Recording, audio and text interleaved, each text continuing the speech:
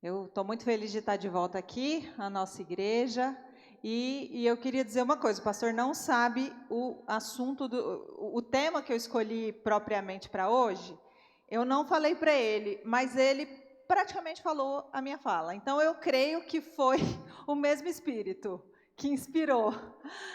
E como hoje é um dia especial, o dia da criança adventista e o dia do aventureiro, nós vamos ter um momento especial para eles. E eu queria ver se o Clebimar consegue soltar aquela musiquinha. Consegue?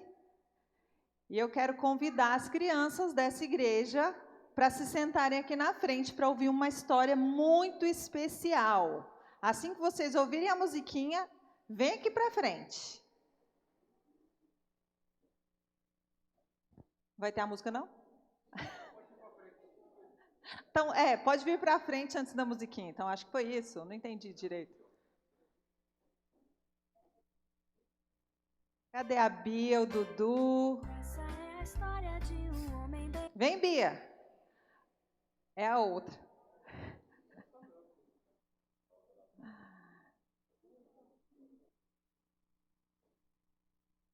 Vem, Bia. Se tiver difícil, pode deixar.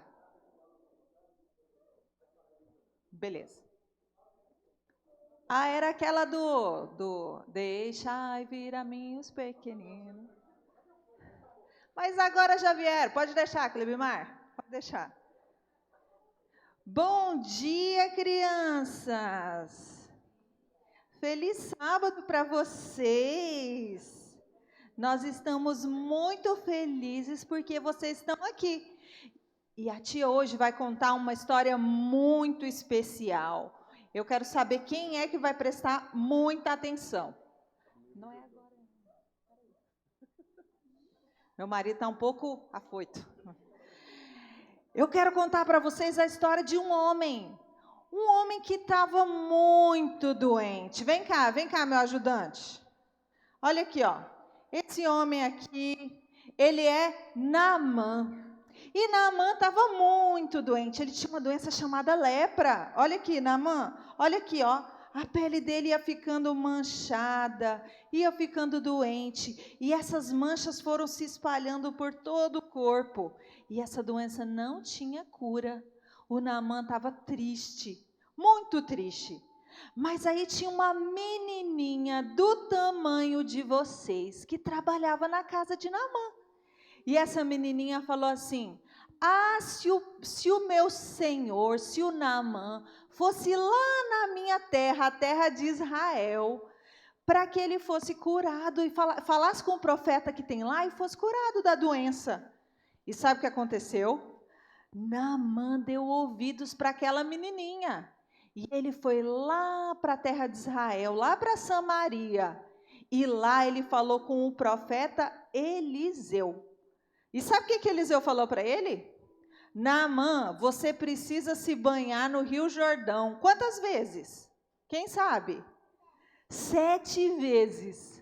Mas Naamã ficou bravo, sabia? Naamã falou: eu vou tomar banho naquele rio sujo? Não vou, não. Lá na minha terra tem rios muito melhores, eu não vou tomar banho nesse rio sujo. Mas aí um dos servos de Naamã falou assim: mas Naamã, se o profeta tivesse pedido uma coisa mais difícil, você não faria?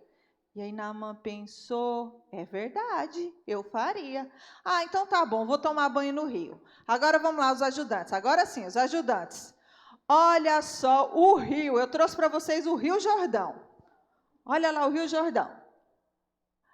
Aí Naamã entrou no rio, e aí ele mergulhou. 1, 2, 3, 4, 5, 6 vezes. Mas espera aí, olha lá para o Naamã. Espera aí, deixa eles verem o Naamã. Está na 6ª vez.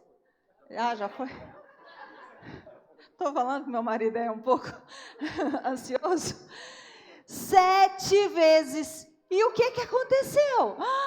Cadê as manchas de Naamã? Ele foi limpo, ele foi curado.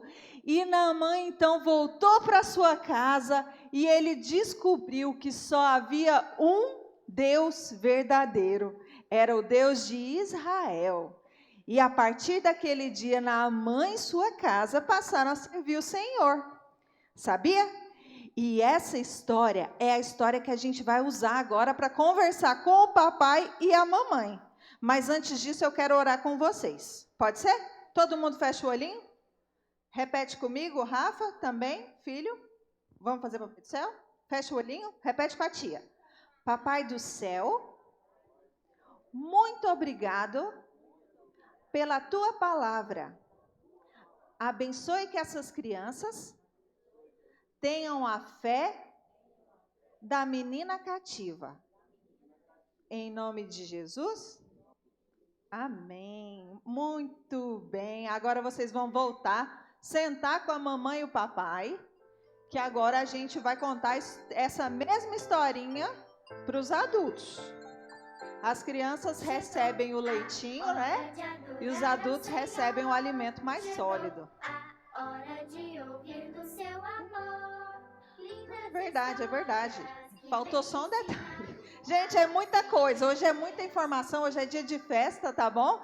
Nós vamos ter uma mensagem musical aqui, que tem duas mocinhas que prepararam.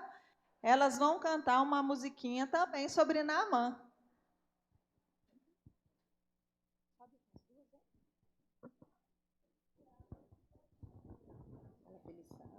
Feliz sábado.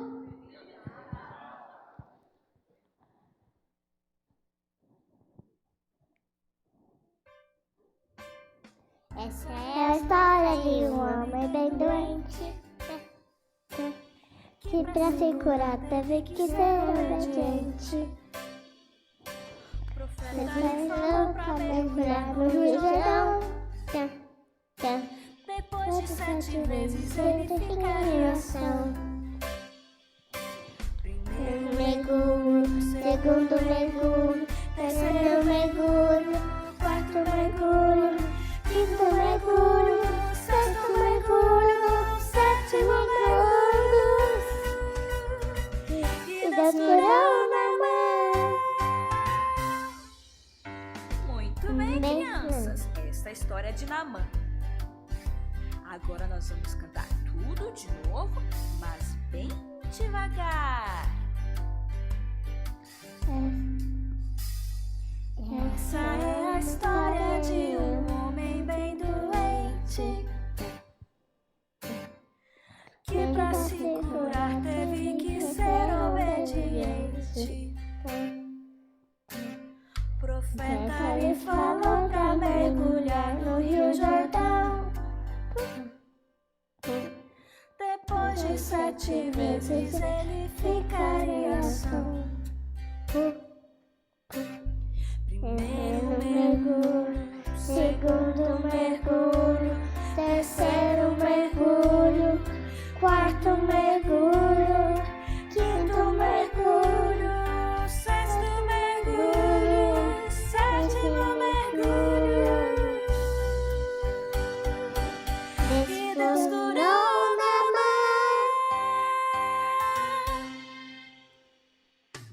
Gostei de ver, crianças. O devagar foi muito bom. Mas agora o desafio é cantar tudo de novo, mas bem rápido. Quero ver.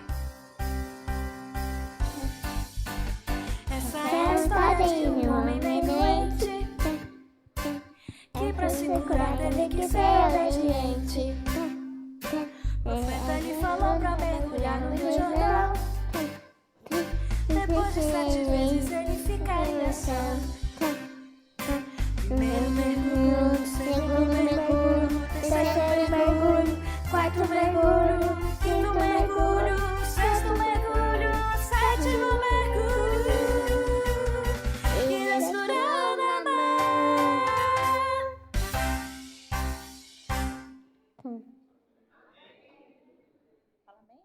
Amém. Amém. Amém, que Deus seja louvado. Bem, eu acho que agora eu não estou esquecendo mais nada, não. Agora vamos lá. Eu já estou vendo o tempo ali, a mensagem de hoje vai ser breve. Eu quero te convidar a abrir sua Bíblia para a gente ler o texto base dessa manhã de sábado. Vocês já tiveram aí uma introdução da mensagem dessa manhã.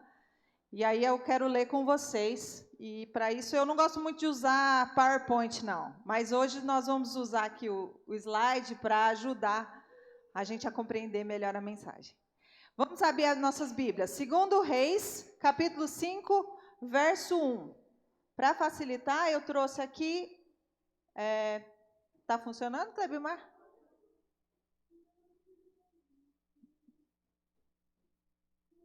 Para onde que eu aponto?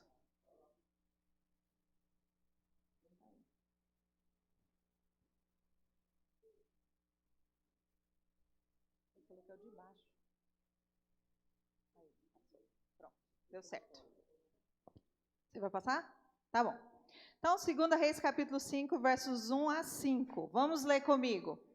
Naamã, comandante do exército do rei da Síria, era muito respeitado e honrado pelo seu senhor, pois por meio dele o Senhor dera vitória à Síria. Mas esse grande guerreiro ficou leproso. Ora, tropas da Síria haviam atacado Israel e levado cativo uma menina, que passou a servir a mulher de Naamã. Um dia ela disse à sua senhora: se o meu senhor procurasse o profeta que está em Samaria, ele o curaria da lepra. Naamã foi contar ao seu senhor o que a menina israelita lhe dissera. O rei da Síria respondeu: vá, eu lhe darei uma carta que você entregará ao rei de Israel. Então Naamã partiu, levando consigo 350 quilos de prata, 72 quilos de ouro e 10 mudas de roupas finas. Essa história, ela se passa durante o reinado de Jorão, que era filho de Acabe. E ela aconteceu numa época em que Israel era constantemente invadido por outras nações. Nesse momento da história, Israel tinha sido invadido pela Síria. E Naamã, ele é apresentado para nós como comandante do exército do rei da Síria.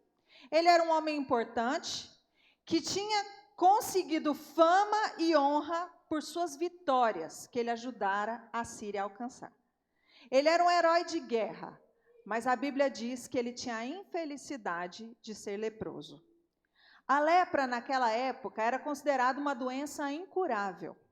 Uma doença que obrigava a pessoa a viver em isolamento. Hoje a gente consegue compreender um pouco melhor o que era o isolamento, né?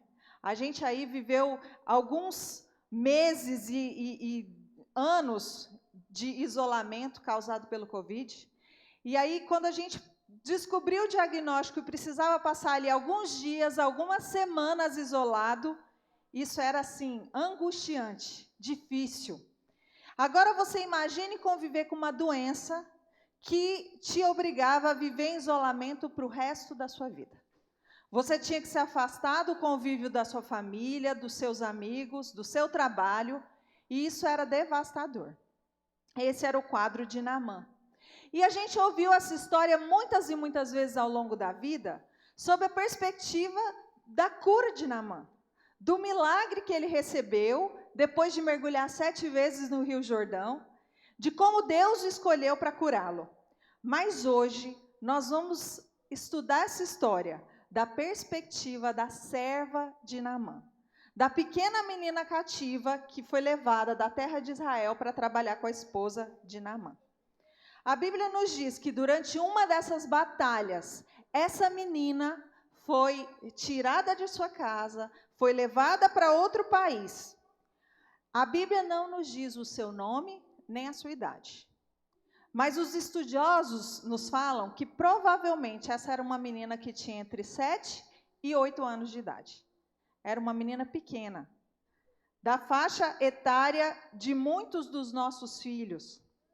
Essa criança, ela foi raptada, foi sequestrada de sua casa, foi levada para o terreno inimigo, separada de sua mãe, de seu pai, de seus irmãos e aparentemente abandonada por Deus. Sem esperança, destinada a viver para o resto de sua vida como uma escrava de um povo inimigo. Ela foi tirada do conforto do seu lar, dos costumes da sua família, dos costumes da sua religião, levada para um lugar que falava uma língua que ela não conhecia, e ali ela teria que trabalhar, servir ao povo que tinha matado os seus pais, a sua família. A vida não tinha sido muito generosa com essa criança, é ou não é verdade? A vida não tinha sido muito boa com ela. Ela tinha muitos e muitos motivos para se tornar amargurada, melancólica, infeliz. Mas nós lemos o relato de que mesmo em um ambiente de guerra e de opressão, essa menina tinha um amor por Deus de tal maneira que levou que ela demonstrasse solidariedade para com o inimigo. Solidariedade para com o seu senhor e para com a esposa dele. Ao invés de desejar que Naamã perecesse por sua doença, por todo o mal que ele tinha causado a ela, é ou não é verdade? Ela decidiu testemunhar do poder de Deus para curar e realizar maravilhas.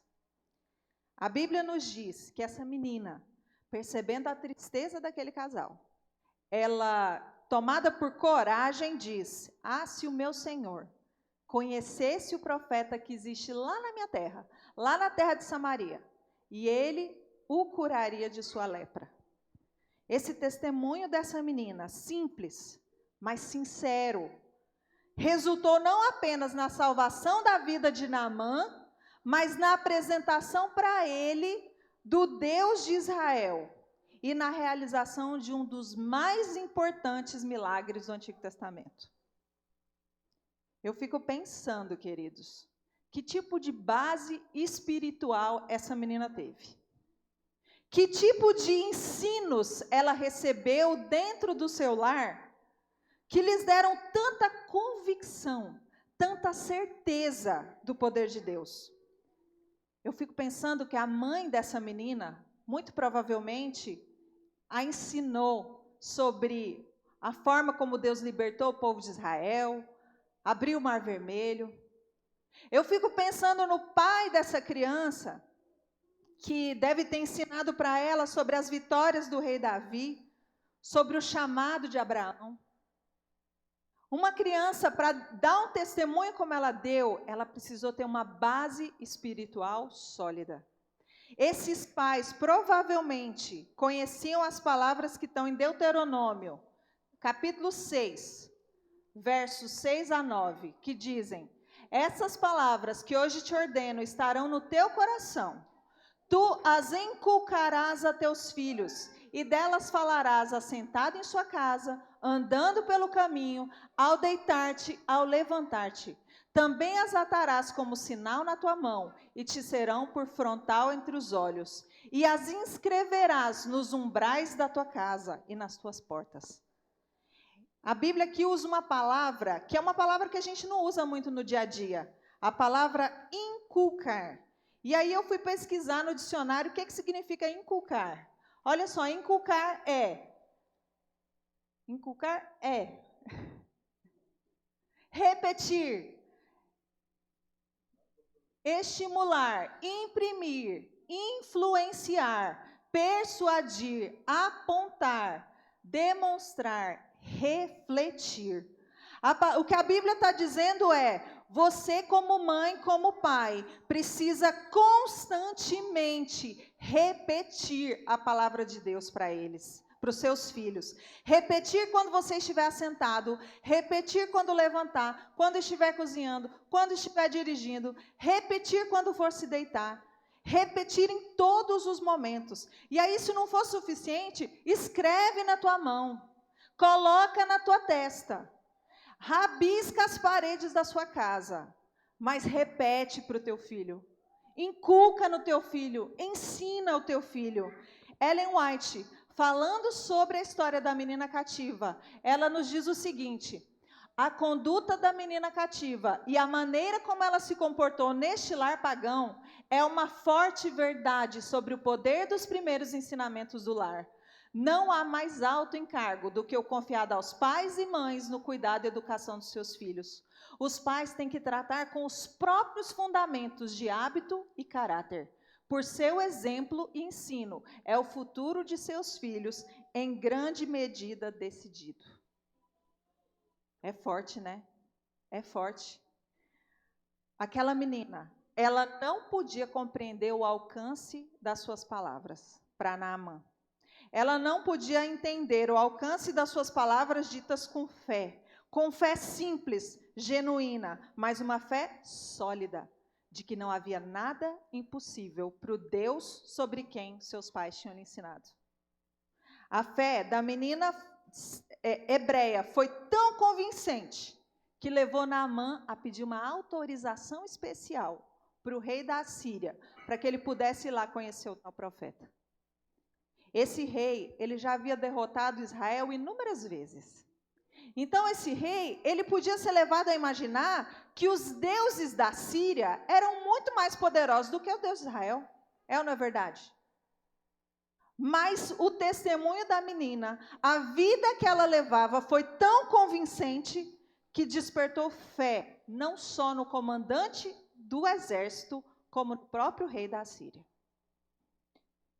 Ellen White continua dizendo o seguinte: nós não sabemos em que lugares os nossos filhos poderão ser chamados a servir. Eles podem despender sua vida no círculo do lar, podem empenhar-se nas ocupações comuns da vida e podem ir a terras pagãs como ensinadores do evangelho. Mas todos são igualmente chamados como missionários para Deus, ministros da misericórdia para o mundo. Devem ter uma educação que os ajude a permanecer ao lado de Cristo em abnegado serviço. O que me chamou a atenção nesse trecho é a expressão ministros da misericórdia para o mundo. Imaginem essas crianças sendo ministros da misericórdia para o mundo. A gente não tem necessidade maior hoje do que essa. Ministros da misericórdia. Os pais da menina hebreia, eles, quando a ensinaram em seu lar as palavras de Deus, eles não sabiam o que o destino reservava para eles.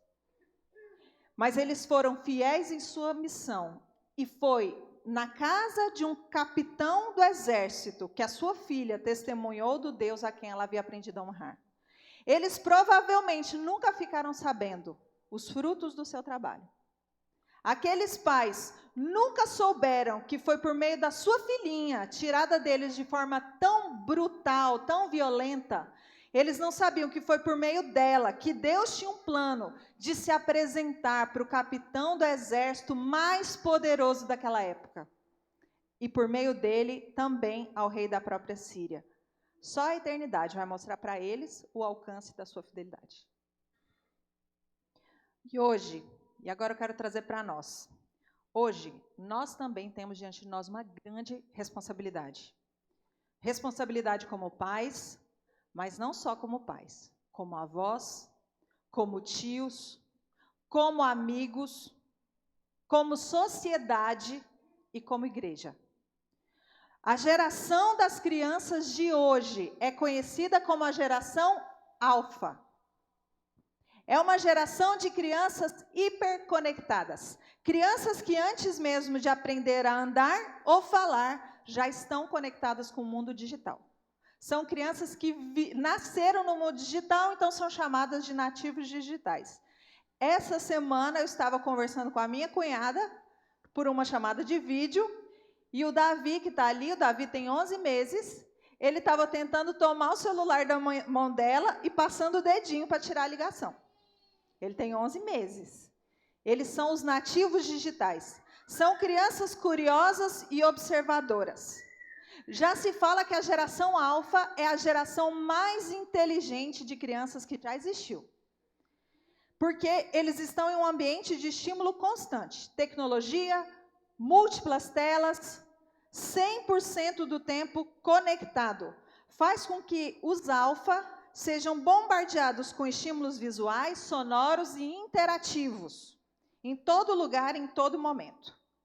Isso gera uma aceleração do aprendizado de algumas habilidades. Por exemplo, a habilidade de fazer várias coisas ao mesmo tempo. Eles vão ter mais facilidade do que a gente. Mas também gera prejuízos, como concentração, paciência. É uma geração que tem tudo muito rápido, de forma muito imediata. Então, eles têm dificuldade de esperar.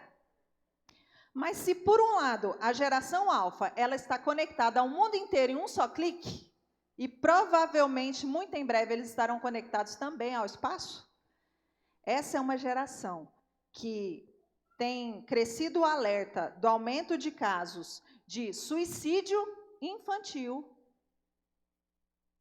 Deixa eu colocar só uma imagem ali para vocês verem. Suicídio infantil de crianças de 5 a 14 anos de idade. Dá para acreditar? Crianças que aos 5, 6, 8, 9 anos estão suicidando. Por quê? Porque não tem esperança. Cresce o número de casos de depressão e ansiedade na infância. Cresce o número de casos de violência nas escolas. Esse eu não preciso nem falar, né? Quem é mãe, no mês passado, deve ter ficado angustiada com aquelas notícias que diziam que no dia 20 de abril haveria um massacre em massa nas escolas.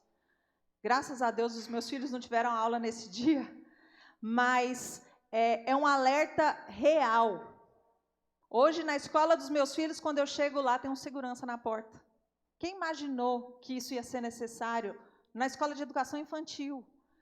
Cresce o número de abuso de substâncias como álcool e drogas cada vez mais cedo. E a pergunta que fica é: qual é o nosso papel como sociedade, como seres humanos, para garantir que essa geração esteja preparada para esse mundo em constantes transformações? Qual é o nosso papel para garantir que essas crianças recebam valores espirituais que dê a elas esperança para o futuro? Assim como os pais da menina cativa, nós temos uma missão de inculcar nos nossos filhos, inculcar nas nossas crianças uma fé que seja simples, mas que seja firme no poder de Deus. De modo que quando eles enfrentarem os desafios do futuro, de modo que quando eles estiverem sem a nossa presença, de modo que quando eles estiverem no território inimigo, eles sejam capazes de ter convicção sólida e ser instrumentos de bênção para outras pessoas.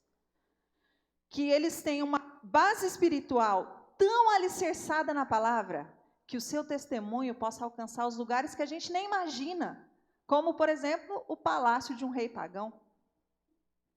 E é nesse contexto e nesse propósito que nós estamos, que eu e meu esposo, juntamente com o pastor, a gente vem há alguns meses amadurecendo a ideia de fundar aqui na nossa igreja o Clube de Aventureiros.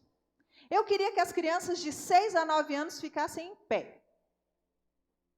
Como eu imaginava, não temos nenhuma criança nessa faixa etária. Provavelmente o que a gente vai ter são alguns mascotes. Ah, tem um aqui? Ah, tem duas! Olha, que ótimo! Já temos um começo, já temos um motivo para começar. E a gente tem uns outros aqui que vão ser os mascotes de vocês. Olha só, a missão do Clube de Aventureiros, da nossa comunidade, do setor Bueno, é alimentar os nossos filhos, as nossas crianças, a geração alfa, com valores que sejam eternos. É criar neles raízes, para que eles possam crescer e ser cidadãos úteis para essa terra e para o reino eterno. Só que, queridos, uma andorinha sozinha não faz verão. Não adianta eu e meu esposo, o pastor, mais um ou dois. A gente vai precisar de professores. E eu estou olhando aqui para vários, que vão ser os nossos professores, os professores que vão discipular as nossas crianças. Você não precisa ser pai, não precisa ser mãe, não precisa ter experiência com crianças, você só precisa estar disposto, disponível. Eu, particularmente, nunca trabalhei com um clube de aventureiros. Eu não sei nem por onde começa. Mas o que eu sei é que Deus tem me convencido de que eu tenho uma responsabilidade pessoal com a próxima geração. Aí você vai falar, porque você tem filho pequeno. Mas não só isso. É porque essa geração, a geração alfa, precisa ver Jesus voltar. Eles não têm outra opção. Não dá para esperar a próxima geração, a geração gama, beta. Quantas pandemias eles vão ter que suportar? Quantas crises econômicas, quantas guerras mais esse mundo suporta? Quantos terremotos, quantas enchentes, quantos tsunamis esse mundo ainda vai suportar e essas crianças vão ter que suportar. Eles não têm opção. Jesus precisa voltar para essa geração. O futuro não é nada animador para eles. Se você pensar nesse mundo daqui 30, 40 anos, não tem muita esperança. Por isso, eles precisam saber que eles têm um Salvador. Que esse Salvador está prestes a voltar. E por isso, eles podem ter esperança de dias melhores. O Clube de Aventureiros, ele vai trabalhar com crianças de 6 a 9 anos. E aí, como eu falei, talvez olhando para a nossa comunidade, para a nossa realidade, a gente não veja tantas crianças assim que justifica a fundação de um clube. Mas Zacarias 4:10 fala que a gente não pode desprezar os pequenos começos. Deus tem uma grande obra para fazer aqui. E eu acho que isso, todos nós que estamos aqui temos essa convicção. Deus tem uma grande obra a fazer nesse lugar. E eu acredito que o Clube de Aventureiros pode ser o carro-chefe nessa missão. Sabe por quê? Porque eu fiz uma pesquisa rápida das escolas de educação infantil e educação fundamental aqui ao nosso redor. E eu encontrei pelo menos 7 escolas. Eu coloquei ali a distância que elas estão da nossa igreja. São escolas que estão ali, 140 metros de distância. A escola mais distante está a 650 metros, dá para ir caminhando. E o nosso projeto é levar o Clube de Aventureiros para dentro dessas escolas. E aí sim, vamos ter muita criança para trabalhar. E aí sim, a gente vai ter muita criança para participar do nosso Clube de Aventureiros. E aí é como o pastor falou, as crianças dessa faixa etária, elas não vêm sozinhas. Elas vêm com a mãe, vêm com o pai, vêm com os avós, alguém tem que trazer. E aí, a gente vai poder alcançar essas famílias. E eu queria fazer uma profecia, eu não sou profeta, mas essa profecia eu creio. Que quando a gente fizer uma investidura do Clube de Aventureiros, não vai caber nessa igreja. Porque o que aparece de gente para paparicar a criança, aparece a madrinha, aparece a tia, aparece a vizinha. Nós vamos ter que colocar um telão lá no estacionamento, porque não vai caber. Aí eu te pergunto, que outro ministério hoje tem esse potencial? Que outro ministério tem esse potencial de entrar em cada apartamento desse e ali acender uma luz da mensagem do Evangelho? Eu hoje estou à procura de pessoas que consigam, pela fé, olhar para esses prédios e ver essas crianças levando a mensagem de salvação e de esperança. Aí talvez você fale assim, mas eu não sei ensinar. Você está procurando professores, eu não sei ensinar. Eu vou te dizer, nós vamos ter treinamentos. Daqui para o mês de julho, nós queremos capacitar pessoas. E esse ensino, ele não tem muito segredo. Nós vamos transmitir lições simples. A palavra de Deus, histórias da Bíblia. Aí você diz assim, mas eu não gosto, essas reuniões de clube de aventureiros são no domingo de manhã, para mim é difícil. Aí eu vou te falar assim, a gente vai ajustar, a reunião vai ser no dia que ficar melhor para todo mundo. Se for melhor sábado à tarde, se for melhor domingo de manhã, domingo à tarde, nós vamos ajustar. Aí você pode me dizer, mas eu não tenho criança, eu não tenho filho, ou então eu já tenho neto. Então eu te digo, é melhor ainda, porque você tem tempo. Se você tem criança, você tem menos tempo. Se você não tem, você tem mais tempo. Aí você pode falar assim, eu não gosto de acampamento. Não consigo pensar em aventureiros, bravador, porque tem acampamento. Eu também não gosto de acampamento. Mas eu estou confiando que Deus vai mudar meu gosto, vai mudar minha vontade. Eu só preciso que você dê uma chance de se apaixonar por esse ministério. Uma chance. Eu quero terminar voltando para a história da menina cativa. Depois que ela deu o seu testemunho lá na casa de Naamã, Naamã pegou sua comitiva, foi lá para Samaria. O profeta mandou que ele se lavasse 7 vezes no Rio Jordão. E aí a gente vai ler lá o último verso dessa manhã, é o verso 14, capítulo 5, 2 Reis, verso 14, diz o seguinte: Então Naamã desceu e mergulhou no Jordão 7 vezes, conforme a palavra do homem de Deus.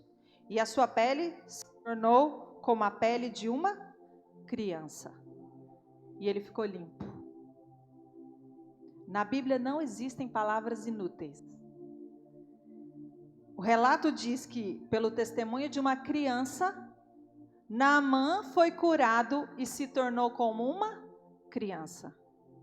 Ele ficou limpo quando ele se tornou como uma criança. Não é coincidência Jesus ter dito que para a gente ver o reino dos céus, nós precisamos ser como crianças. E para isso, o nosso dever é conduzi-las, inculcar nelas e aprender delas, para que nós possamos ser curados e limpos. Você quer ser curado e limpo? Você quer se tornar como criança? Você quer se envolver nesse ministério de levar a palavra de Deus às crianças, para que elas sejam instrumentos de bênçãos para levar para outros? Eu quero orar com você. Eu vou te convidar agora a ficar de pé. E nós vamos orar, e eu quero que você permita que o Espírito Santo te influencie, que o Espírito Santo te incomode, para que por fim você aceite esse desafio e junto com a gente possa encher essa igreja de crianças e famílias carentes da palavra de Deus. Vamos orar? Querido Pai, amado Deus, essa igreja, ela nasceu com uma missão muito clara, Senhor. A missão de ser relevante para esse bairro, para essa comunidade. E o Senhor tem colocado no nosso coração que uma das formas do Senhor alcançar essas famílias é por meio dessas crianças. Mas esse é um ministério de muitos desafios, de muitas dificuldades. Mas nós sabemos que o Senhor está à frente. Que o Senhor tem inspirado, o Senhor tem motivado. E agora o Senhor vai capacitar pessoas para que a gente possa juntos desenvolver esse ministério. Que o Senhor possa abençoar essa igreja, abençoar essas famílias e nos tornar úteis para a tua causa. É o que nós te oramos em nome de Jesus. Amém. Que Deus abençoe a todos.